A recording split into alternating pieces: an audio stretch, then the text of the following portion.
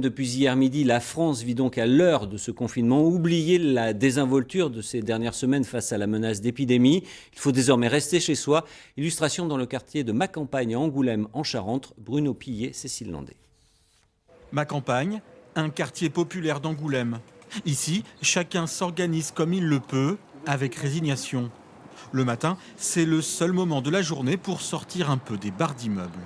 J'essaye de faire des courses pour plusieurs jours déjà, pour éviter de sortir tous les jours. Et puis voilà, et puis je prends des précautions. C'est pas trop difficile à vivre? Si, surtout pour les enfants. Voilà.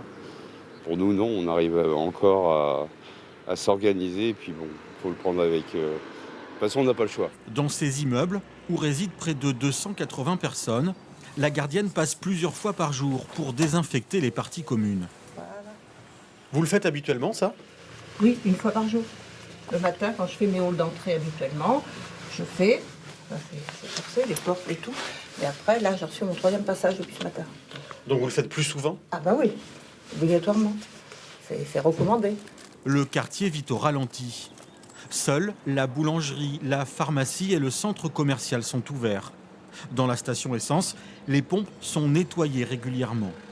Pendant ce temps-là, certains habitants misent sur le sport pour affronter cette période sans précédent. C'est que les premiers jours, mais je pense qu'au bout d'une semaine, il y en a beaucoup qui vont être dans mon cas et qui vont pratiquer une activité sportive. Après ça, c'est bien pour la santé. Avec le retour du soleil, frustrant de rester sur son balcon.